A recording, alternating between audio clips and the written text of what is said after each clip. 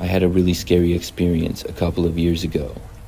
Now, during this time, I was back at my parents' house for the summer after my freshman year of college. I have a best friend named Jake.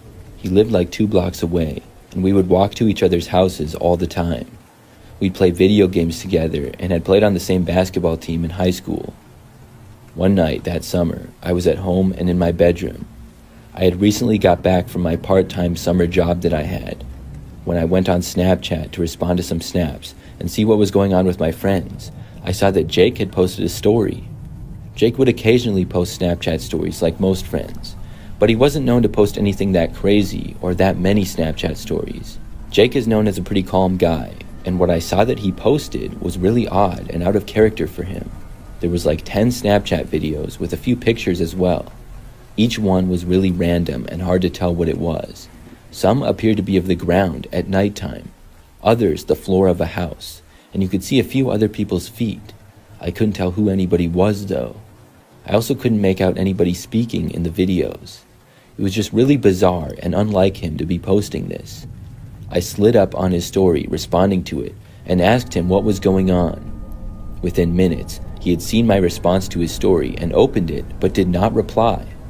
The stories had all been posted about an hour earlier, and I wanted to know what was going on, so I decided to go over to his house. Even though it was like 10 o'clock at night, we were that close of friends. I walked the 10 minutes that it took to get to his house, and then knocked on his front door. Jake answered it and asked me what was up. I told him that I saw his stories on Snapchat and was wondering what was going on. He told me that he didn't post anything on Snapchat. Jake went on to say that he lost his phone earlier that morning and tried to find it, but he couldn't. He asked me what was posted to his story. I went inside and we both went over the stories that were posted to his account. I showed them to him, and he realized that somebody must have found his phone and took it. Now they were posting to his Snapchat. Based on the Snapchat videos and pictures, there really wasn't much to go on. We were not that good of detectives to see where the people were. We also didn't know why on earth anybody would post these stories at all. Then, we suddenly remembered the Snap map. Jake had his location turned on. We both figured out whoever took the phone probably turned it off, but we looked anyways just in case. When we did, we saw that his location was actually still on. It showed exactly on the map where his phone was, and it was only about 10 minutes ago that it had been used there. We both compared it to Google Maps and soon had the exact address. It was a house that was maybe a 10-minute drive from where we were. Jake and I both decided to go to the house. We left Jake's house and got into his car. Then we followed the directions to get to the address. None of us had been to that neighborhood before. When we got there, we saw that it did not appear to be the best neighborhood.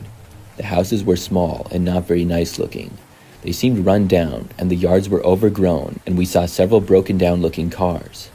Nevertheless, we parked on the side of the road in front of the house. We both got out and walked up to the front door. Then, we confirmed that this was in fact where his phone had been, and it was. Jake firmly knocked on the front door. After a few seconds, we saw the curtains from the front window open for just a split second. We looked over to see somebody ducking back and closing the curtains quickly. They clearly didn't want to be seen. Jake then shouted from the other side of the door. He said that he lost his phone earlier in the day, and the location was showing it to be here. He said that the only thing he wanted was his phone back, and they could just throw it out the door to him and we would leave. We got nothing in response. But about a minute later, we heard a noise from behind the house. Somebody was back there and outside. Now, this was a really bad idea, but we decided to go around back. We left the front step and walked around the side of the house. We hadn't even made it around to the backyard yet when Jake spoke again. He said basically the same thing that he had said before. He really wanted his phone returned to him and was mad that somebody had took it, so I can't really blame him. All of a sudden, though, we heard some yelling and the sound of people running. There were men's voices, and they were telling us to get the F out of here. I saw for a brief second at least 3 men running full speed at us. Jake and I just took off. The guys were a ways back, but approaching quickly. We ran into the front yard and then into the street. The guys were going so fast behind us that we wouldn't be able to make it to Jake's car and get inside of it on time. Instead, we were forced to run past his car and down the street. We were both decently fast guys, but the people behind us seemed to be almost as fast. We made it to the end of that street, and then ran to the next one over. The guys behind us seemed to stop chasing us at that point. There was a little park, and we ran in there and hid behind some trees. We stopped and caught our breath, and we tried to figure out what to do. We stayed there for maybe 5 minutes and then carefully headed back to Jake's car. When we got to his car, we didn't see anybody outside or near the house. After that, we just left. We went back to Jake's, and he said that he would just have to buy a new phone. At least we tried to get it back.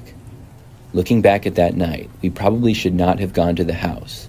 It could have been really dangerous, but we didn't think about it going into the situation. The location from Jake's phone was turned off after, so I don't know what happened to it. I do know that Jake ended up getting a new phone though.